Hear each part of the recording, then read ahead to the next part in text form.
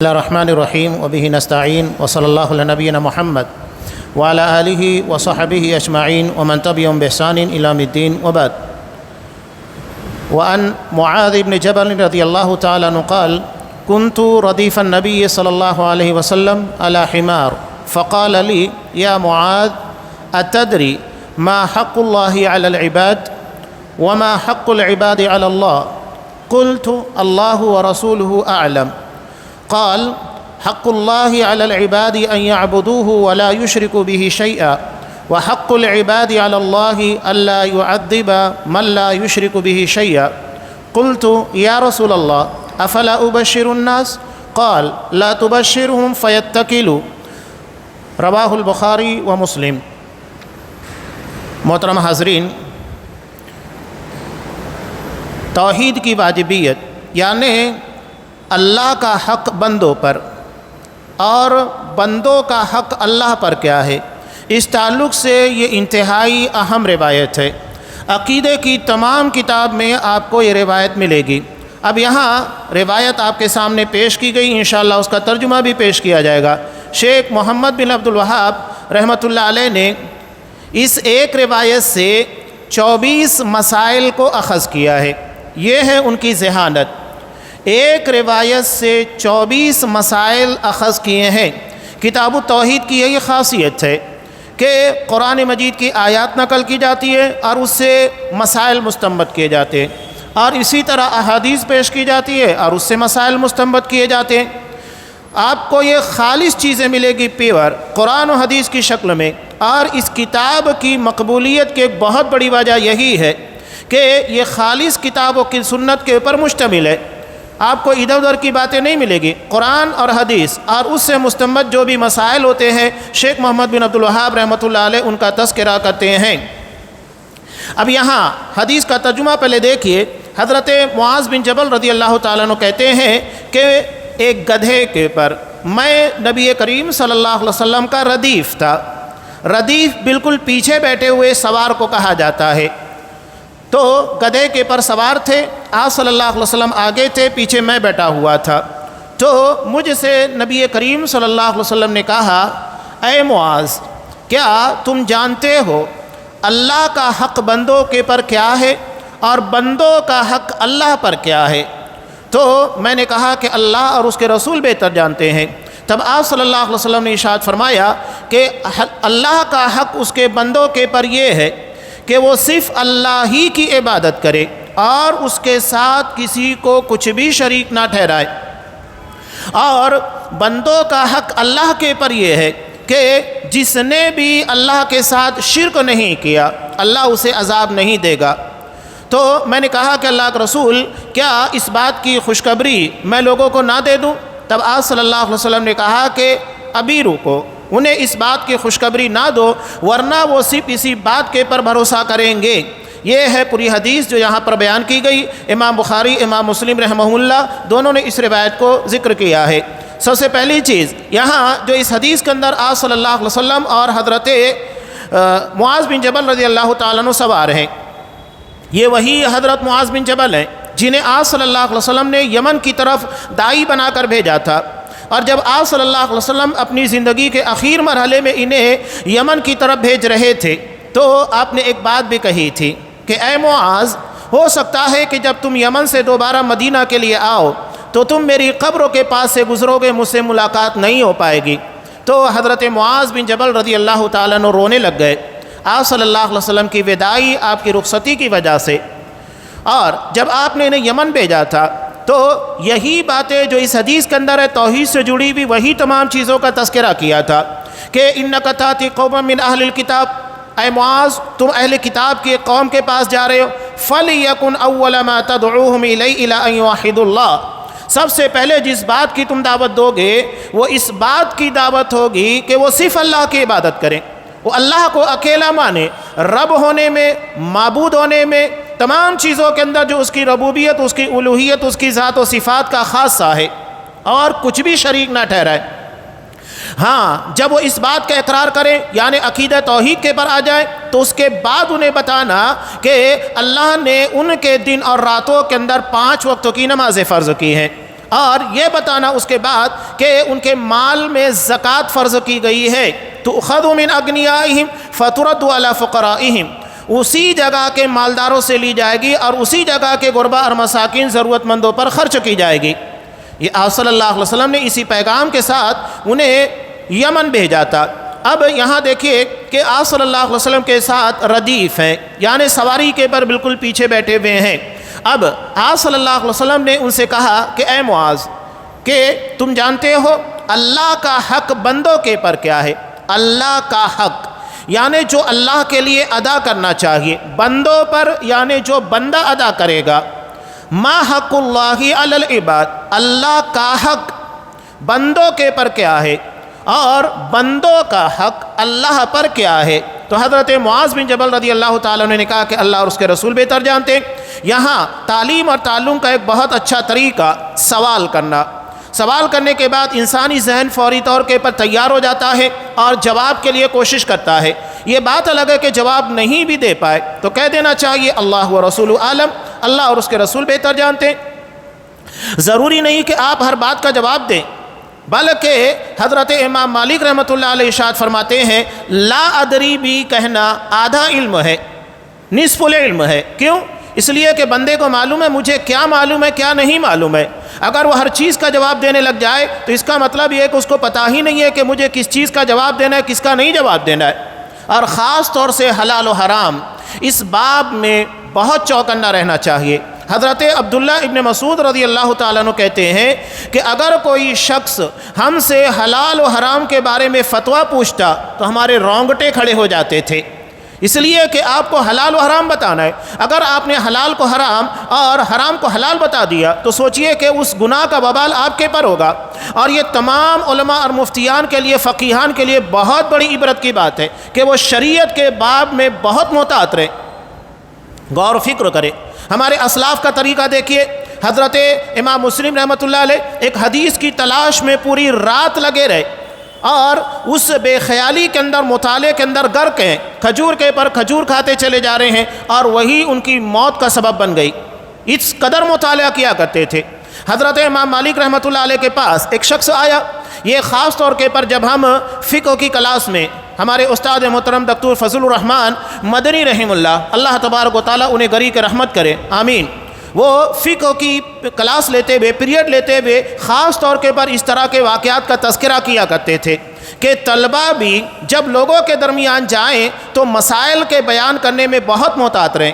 تو اس واقعے کا تذکرہ انہوں نے ہی کیا تھا کہ حضرت امام مالک رحمۃ اللہ علیہ کے پاس ایک شخص آیا اور اس نے کہا کہ میں نے ایک آدمی کو دیکھا جو نشے کی حالت میں چاند کو پکڑنے کی کوشش کر رہا تھا، تو میں نے اس کو دیکھنے کے بعد کہا کہ اگر شراب سے بڑا کوئی گناہ ہے تو میری بیوی کو طلاق، یہ شرطیہ طلاق ہوتی ہے۔ اگر شرطیہ طور کے پر طلاق دے دی گئی اور شرط واقع ہو گئی تو طلاق بھی واقع ہوتا ہے۔ جیسا کہ ہمارے یہاں بعض لوگ جہالت کے اندر کیا کہتے ہیں، اپنی بیوی کے پر روب جمانے کے لیے اگر تو اپنے مائکے گئی، اپنے ماں باپ کے گھر، تجھے طلاق، تو بیوی وہ بھی جاہل ہوتی ہے، اسے پتہ نہیں ہے، شرعی مسائل کا علم نہیں ہے کہ طلاق کتنی اہمیت رکھتا ہے۔ یہ کوئی کھیل نہیں ہے کہ آپ نے زبان سے کہہ دیا بس وہ ادا ہو گیا، بہت ذمہ داری کے ساتھ ادا کرنا چاہیے، تو طلاق واقع ہو جائے گی۔ جیسے ہی بیوی اپنے مائکے، اپنے ماں باپ کے گھر جائے گی طلاق واقع ہو جائے گی، یہ شرطیہ طلاق ہے۔ حضرت امام مالک رحمۃ اللہ علیہ نے وہی شرطیہ طلاق دی تھی۔ اس بندے نے وہی شرطیہ طلاق کے بارے میں سوال کیا تھا کہ اگر شراب سے بڑا کوئی گناہ ہوگا تو میری بیوی کو طلاق واقع ہو جائے گی۔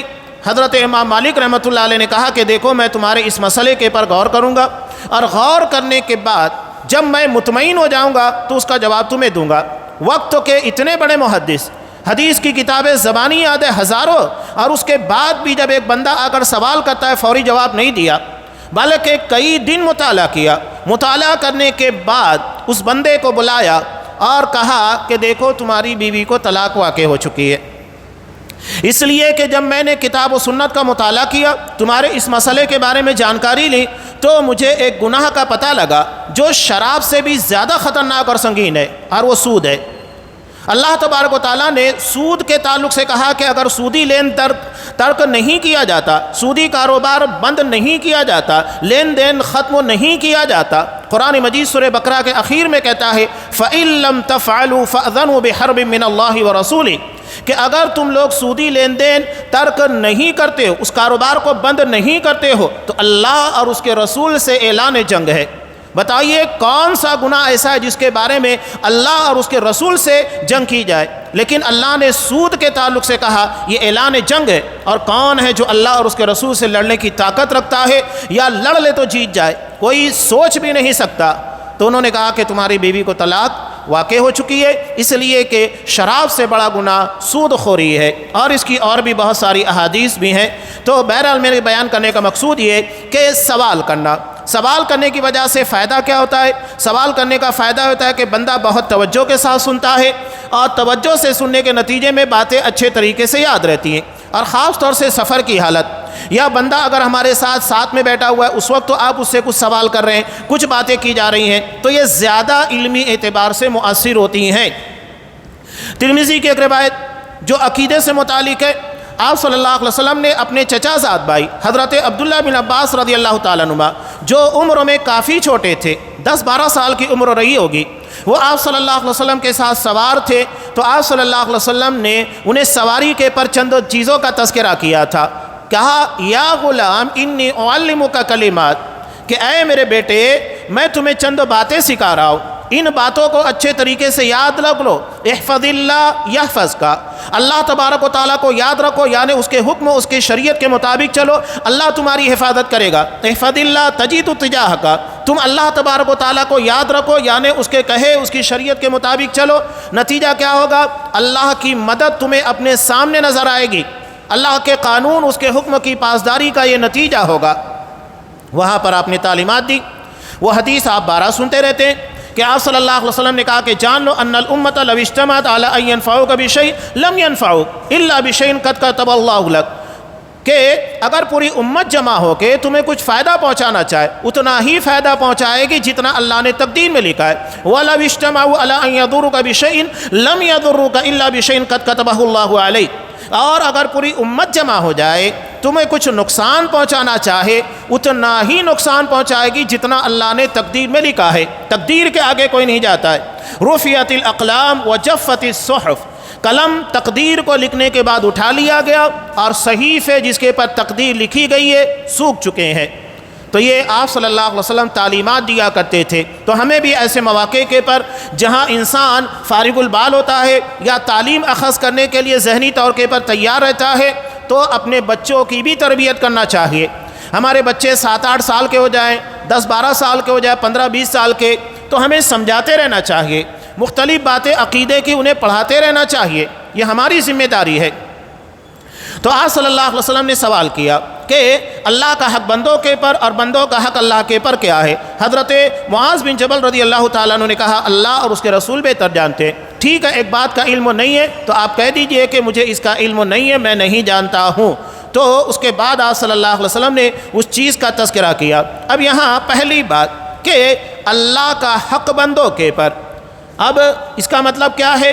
یہاں شیخ محمد بن صالح العثیمین رحمہ اللہ بیان کرتے ہیں ما اوجبہ علیہم وما یجب ان یعاملوا بہ، کہ اللہ کے حق کا مطلب یہ ہے کہ اللہ نے بندوں کے پر جو واجب قرار دیا ہے اور جس چیز کے عمل کرنے کے لیے انہیں ذمہ دار ٹھہرایا ہے۔ اور یہ بات جو آپ صلی اللہ علیہ وسلم نے بیان کی سوالی انداز میں تاکہ لوگ توجہی کے ساتھ سنیں۔ اب دوسری بات وما حق العباد علی اللہ، اللہ کا حق، دوسری بات یہاں جو بیان کی جا رہی ہے کہ حق العباد علی اللہ، اللہ بندوں کا حق اللہ کے پر۔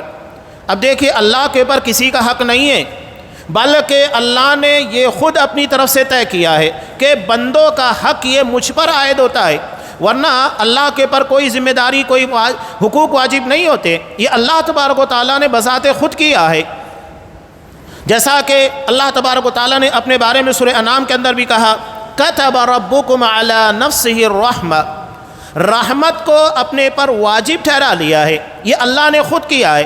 جیسا کہ ظلم کے تعلق سے بعض لوگ سوال کرتے ہیں کہ اللہ ظلم کر سکتا ہے جب وہ ہر چیز کے پر قادر ہے، یہ آگے بہت ساری بحثیں آئیں گی کہ اللہ کے بارے میں ایسی باتوں کا سوال کرنا جو فضول ہوتی ہے نہیں کرنا چاہیے، لیکن ظلم کے تعلق سے اللہ نے اپنی ذات کے تعلق سے نفی کی، جیسا کہ حدیث قدسی ہے حضرت ابو ذر غفاری رضی اللہ تعالیٰ عنہ سے مروی مسلم کی، اللہ نے اس میں صاف کہا یا عبادی انی حرمت الظلم علی نفسی وجعلتہ بینکم محرما فلا تظالموا، کہ اے میرے بندو میں نے اپنی ذات کے پر ظلم کو حرام کرا دیا ہے، ورنہ اللہ ہر چیز کے پر قدرت رکھتا ہے، لیکن اللہ ظلم کے پر قادر ہونے کے باوجود بھی اپنے پر ظلم کو حرام ٹھہرا دیا ہے، اور اسے بندوں کے درمیان بھی حرام ٹھہرا دیا گیا ہے، بندے بھی ایک دوسرے کے پر ظلم اور زیادتی نہیں کر سکتے ہیں، تو اللہ نے بذات خود اس چیز کو اپنے پر واجب کیا ہے۔ كتب ربكم على نفسه الرحمة انه من عمل منكم سوءا بجهالة، کہ اگر تم میں کا کوئی شخص نادانی جہالت کی بنیاد کے پر کوئی گناہ کر بیٹھے اور ثم تاب من بعد، اور اس کے بعد توبہ کرے، یہاں دو چیزیں بیان کی گئی، توبہ و اصلاح، اور اصلاح کرے۔ اسی سے علماء بیان کرتے ہیں کہ توبہ کی شرطوں کے اندر یہ ہے کہ اصلاح ہونا چاہیے، یعنی ایسا نہیں ہے کہ آپ گناہ کے پر گناہ کرتے جا رہے ہیں توبہ بھی کرتے جا رہے ہیں، نہیں، توبہ کی حقیقی شکل یہ ہے آپ گناہ ترک کریں اور اس کی جگہ پر نیکی کرنے لگ جائیں، یا حقوق العباد کے اندر اگر کچھ معاملات ہیں جب تک آپ نے کسی کے بار ظلم کیا ہے اس ظلم کے تعلق سے اس سے معافی نہ مانگ لے، وہ معاف نہ کر دے، یا اگر آپ نے اس کا کچھ لیا ہے اسے واپس نہ کر دیں، تب تک یہ معاملات حل ہونے والے نہیں ہیں، بلکہ آپ صلی اللہ علیہ وسلم کا حقوق العباد کے معاملے میں عمل ہر مسلمان کے رونگٹے کھڑے کر دینے کے لیے کافی ہے، ہر مسلمان کا۔ کیوں؟ آج ہمارے یہاں لوگوں نے من گھڑت درود بنا لیے کہ آپ عصر کے بعد جمعہ کے دن اس درود کو پڑھیے گا جو آپ صلی اللہ علیہ وسلم سے ثابت نہیں ہے، اللہم صلی علی نبی الامی، اس طرح کے کچھ درود بنا لیے گئے کہ اس درود کے پڑھنے کا فائدہ یہ ہے، اس کی تعداد اپنی طرف سے طے کر دی گئی کہ آپ کے 80 سال کے گناہ معاف۔ اب بتائیے آج کے دور میں بہت کم لوگوں کے جنہیں 80 سال کی عمر ملتی ہے، تو ایک مرتبہ آپ کو عصر کے بعد پڑھنے کا موقع مل گیا جمعہ کے دن، سارے گناہ معاف۔ اب بندہ کیا کرے گا؟ بندہ یہ کرے گا میرے سارے گناہ معاف ہو گئے، میں کچھ بھی کروں، دھوکہ دوں، لوگوں کا مال ناجائز طریقے سے ہڑپ کر جاؤں، بہن بھائی کسی کے بھی حق کے پر ڈاکہ ڈالوں، کچھ ہونے والا نہیں ہے، اس لیے کہ میں نے درود پڑھ لیا ہے۔ اس کے علاوہ ہمارے یہاں پر جو شب برات کا بھی معاملہ ہے کہ ہم نے ایک رات عبادت کی، سال بھر کے ریکارڈ کلیئر، اب کچھ بھی کرو، تو یہاں ایک غیر محسوس طریقے سے لوگوں کو گناہ کی دعوت دی جاتی ہے۔ ایک تو بدعت، اور بدعت کے پر مزید ہم کہتے ہیں نا کہ کریلا نیم چڑھا، کریلا ایک تو خود سے کڑوا ہے، اس کے بعد نیم کے پر چڑھا ہے، وہ بھی کڑوا درخت ہے، تو یہاں پر وہی معاملہ بدعت کے پر مزید گمراہی یہ ہے کہ آدمی بدعت اور خرافات کر رہا ہے اور یہ سمجھ رہا ہے کہ اس کے بنیاد کے پر اللہ ہمارے گناہ معاف کرے گا، اور ہم بندوں کے پر کچھ بھی کریں، کاروبار کے اندر جو بھی جھول جھال کریں، پک فنی مارے، سود بیاج کا کاروبار کریں، بلکہ ہمارے یہاں عام طور کے پر یہ مزاج بنا ہے کہ اگر کوئی سودی کا کاروبار کرتا ہے ہم اگر اس کو کہیں تو جیب میں فتویٰ نکال کر دکھاتا ہے، مفتی صاحب کا فتویٰ ہے، دارالحرب ہے، اسلام در اصل یہاں ہندوستان میں اسلامی حکومت نہیں ہے، کر سکتے، یہ سارے مسائل ہیں۔ بہرحال یہاں پر کہنے کا مقصود یہ کہ ہمیں ان ساری چیزوں کے بارے میں بہت چوکنا رہنا چاہیے۔ تو اللہ تبارک و تعالیٰ نے توبہ کے تعلق سے جو بات بیان کی، اصلاح کی، یعنی حقوق العباد کے اندر کوئی کوتاہی ہے تو بندے سے جب تک آپ معافی تلافی نہیں کریں گے آپ کے معاملات کلیئر نہیں ہوں گے، کتنی بھی عبادت کرے، لیلۃ القدر کی عبادت کیوں نہ ہو، آپ نے ساری زندگی لیلۃ القدر پائی، عبادت کی، لیکن حقوق العباد کے معاملے میں آپ اگر کوتاہ ہیں، لاپرواہ ہیں، تو آپ کو اس کا حساب دینا ہوگا۔ لیلۃ القدر کی عبادتیں آپ کے اس گناہ کی معافی کا ذریعہ نہیں بن سکتی۔ اصلاح کا لفظ ہے، آپ صلی اللہ علیہ وسلم کے بارے میں جو بات کہہ رہا تھا، جب آپ کی وفات کے کچھ دن باقی رہ گئے، نماز ادا کی، نماز ادا کرنے کے بعد اپنے آپ کو لوگوں کے سامنے پیش کیا اور کہا کہ لوگوں دیکھو، اگر میں نے کسی کے ساتھ کوئی ظلم کیا ہے، میری وجہ سے کسی کو تکلیف پہنچی ہے، یا اگر میں نے کسی کا کچھ لیا ہے، کچھ قرض باقی رہ گیا ہے، لین دین باقی رہ گیا ہے، میں یہاں موجود ہوں، وہ مجھ سے اپنا حساب کلیئر کر لے، ایسا نہ ہو کہ قیامت کے دن اللہ کی بارگاہ میں مجھے ان چیزوں کا حساب دینا پڑے۔ ایک صحابی کھڑے ہوئے، کہا کہ اللہ کا رسول میرے 3 درہم آپ کے طرف باقی ہیں۔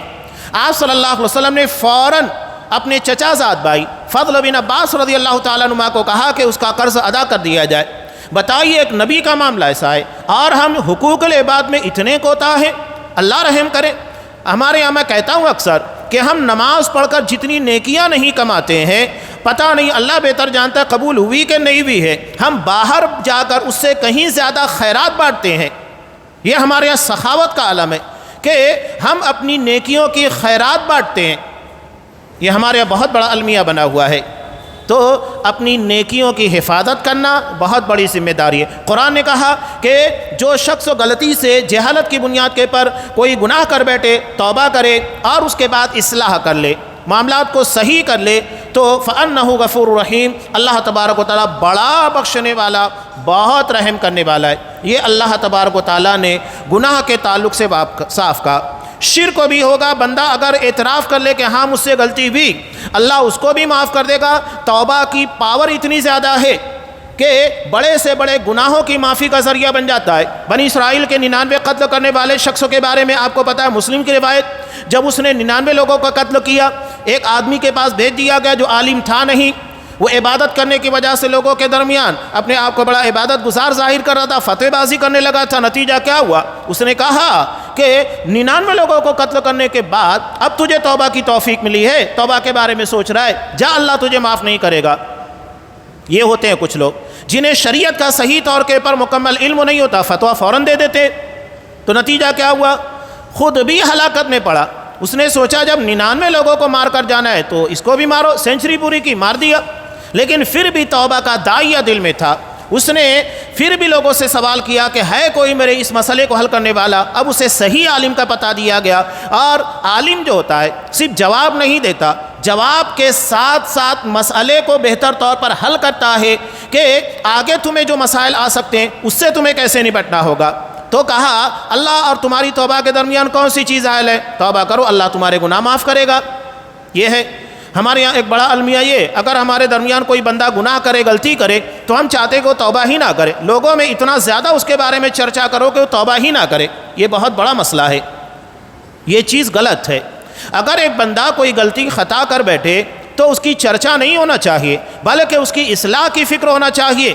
اگر ہم بدنامی کریں گے تو نتیجہ کیا ہوگا؟ وہ توبہ ہی نہیں کرے گا۔ اور اگر بالفرض اس نے توبہ کر لی، اس کے بعد ہم اس کی غلطی کی چرچا کر رہے ہیں، تو پھر نتیجہ کیا ہوگا؟ ہم گنہگار بن رہے ہیں۔ اور اگر بہتان ہے تو اس سے کہیں زیادہ سنگین گناہ ہے کہ ایک بندے نے غلطی نہیں کی، کچھ معاملہ نہیں، اور آپ اس کے بارے میں چرچا کر رہے ہیں، تو پھر اور بھی معاملہ بگڑتا چلا جائے گا۔ تو بہت زیادہ اس کے بارے میں متنبہ ہونا چاہیے۔ تو توبہ کے بارے میں کہا، لیکن ایک اور چیز کہی، یہ تو مسئلے کا حل تھا کہ توبہ تمہارے گناہوں کی مغفرت کا ذریعہ، لیکن ایک کام کرو، اس بستی کے اندر مت رہو، بلکہ فلاں جگہ نیک لوگوں کی بستی ہے وہاں جاؤ، اس لیے کہ جہاں تم رہ رہے ہو 100 قتل کرنے کے بعد کوئی تمہیں ٹوک نہیں رہا ہے، اور تمہارے اس گناہ کے بارے میں کوئی سرزنش نہیں کر رہا ہے۔ وہ کیسی بستی ہے؟ اس بستی سے نکل جاؤ، جہاں نیک لوگ رہتے وہاں جاؤ۔ اس کا مطلب ہے کہ انسان نیک لوگوں میں رہے گا تو نیکی کا ماحول پائے گا، نیکی کے پر قرار پکڑے گا، اور گناہ آلود ماحول میں رہے گا تو گناہ کے اثرات اور ماحول اس کے پر اثر انداز ہوں گے۔ تو یہ دوستانہ ماحول کا بھی اثر ہوتا ہے۔ آپ صلی اللہ علیہ وسلم کی حدیث ہے نا ابو داؤد کی، کہ آدمی اپنے دوست کے دین پر ہوتا ہے، المرء علی دین خلیلہ، خلیل یعنی بالکل کلوز فرینڈ، فَلْيَنْظُرْ أَحَدُكُمْ إِلَىٰ مَنْ يُخَالِلُ، ہر کسی کو اس کے بارے میں بہت توجہ دینا چاہیے، اس کا دوستانہ کن لوگوں کے ساتھ ہے۔ جیسے دوستانہ ماحول ہوگا ویسے ہی اثرات اس کے عقیدے، اس کے معاملات کے پر پڑنے والے ہیں۔ تو یہ توبہ کے لیے انتہائی اہم چیز ہے، اللہ کی مغفرت، اللہ کی رحمت سارے گناہوں کے پر حاوی ہے۔ تو اللہ نے بذات خود اس بات کو اپنے پر واجب ٹھہرا لیا کہ وہ بندوں کو عذاب نہیں دے گا، یہ اللہ نے اپنی طرف سے ٹھہرایا ہے، ورنہ کوئی شخص ایسا نہیں ہے جو اس بات کا دعویٰ کرے کہ اللہ کے پر واجب ہوتا ہے۔ بذات خود اللہ تبارک و تعالیٰ نے اسے اپنے پر واجب قرار دیا ہے۔ اب یہاں آگے ارشاد فرما رہے ہیں کہ یہاں یہ جو بات بیان کی گئی، وَحَقُّ الْعِبَادِ عَلَى اللَّهِ أَلَّا يُعَذِّبَ مَن لَّا يُشْرِكُ بِهِ شَيْئًا، یہاں ایک سوال یہ پیدا ہوتا ہے، اس سوال کا جواب بھی دیا گیا ہے کہ وَمَن لَّمْ يَعْبُدِ اللَّهَ وَلَمْ يُشْرِكْ بِهِ شَيْئًا، کہ اگر کوئی بندہ ایسا ہے جس نے اللہ کی عبادت نہیں کی اور شرک بھی نہیں کیا، یعنی اس نے عبادت نہیں کی، عقیدہ توحید کے مطابق جو اس کے تقاضے تھے عمل نہیں کیا، اور شرک بھی نہیں کیا، تو هل يُعَذَّب، کیا اس بندے کو عذاب دیا جائے گا؟ تو شیخ محمد بن صالح العثیمین رحمہ اللہ جواب دیتے ہوئے کہتے ہیں نعم یعذب، ہاں اسے عذاب دیا جائے گا، کیوں؟ اس لیے کہ یہاں پر کلام محذوف ہے، مکمل جملہ کیا ہے؟ من یعبدہ ولا یشرک بہ شیئا، جو اللہ کی عبادت کرتے ہوئے اس کے ساتھ کسی کو شریک نہیں ٹھہراتا، یعنی عبادت شرط ہے، اس کے بعد اگر وہ شرک نہیں کر رہا ہے تب اللہ اسے عذاب نہیں دے گا۔ اللہ نے یہاں پر یہ نہیں کہا کہ صرف شرک نہ کرنے کی بنیاد کے پر عذاب نہیں ہوگا، بلکہ اللہ نے کہا کہ عبادت کے ساتھ اگر کوئی شرک نہیں کر رہا ہے اس کے لیے عذاب نہ دینے کا وعدہ اللہ نے کیا ہے۔ تو یہ کوئی ذہن کے اندر اپنے کو نہ رکھے کہ اگر ہم صرف شرک نہیں کریں گے، عبادت بھی نہیں کریں گے تو اللہ ہمیں معاف کر دے گا، بخش دے گا، ایسا نہیں ہے، بلکہ عبادت کے ساتھ شرک نہیں ہونا چاہیے، تب اللہ تبارک و تعالیٰ کے عذاب سے مامون اور محفوظ رہ سکتے ہیں۔ اب یہاں مسائل شروع ہو رہے ہیں، جو مسائل یہاں شیخ محمد بن عبد الوہاب رحمۃ اللہ علیہ نے بیان کیے۔ اب یہاں یہ کہہ رہے ہیں فیہ مسائل، اس حدیث کے اندر بہت سارے مسائل ہیں۔ سب سے پہلا مسئلہ کیا ہے؟ الحکمت فی خلق الجن والانس، انسان اور جنات کے پیدا کرنے کی حکمت، جیسا کہ اللہ نے بیان کیا، یعنی اللہ تبارک و تعالیٰ نے انسان اور جنات کو کیوں پیدا کیا وہ اس حدیث کے اندر بیان کیا گیا ہے کہ وہ صرف اللہ کی عبادت کرے، یہ جنات اور انسان کی پیدائش کا مقصد ہے۔ اور اس کے بعد دوسری بات یہاں جو بیان کی جا رہی ہے کہ ان العبادت ہی التوحید، کہ عبادت ہی توحید ہے، یعنی کوئی شخص اپنے آپ کو موحد کہتا ہے، وہ عبادت نہیں کرتا تو موحد نہیں ہے، جب تک وہ عبادت نہیں کرے گا وہ توحید کے پر نہیں آ سکتا۔ توحید کا مطلب ہی اللہ کی عبادت کرنا ہے، جیسا کہ یہاں اللہ تبارک و تعالیٰ نے ارشاد فرمایا وَمَا خَلَقْتُ الْجِنَّ وَالْإِنسَ إِلَّا لِيَعْبُدُونَ، کہ میں نے جن و انسان کو محض اپنی عبادت کے لیے پیدا کیا۔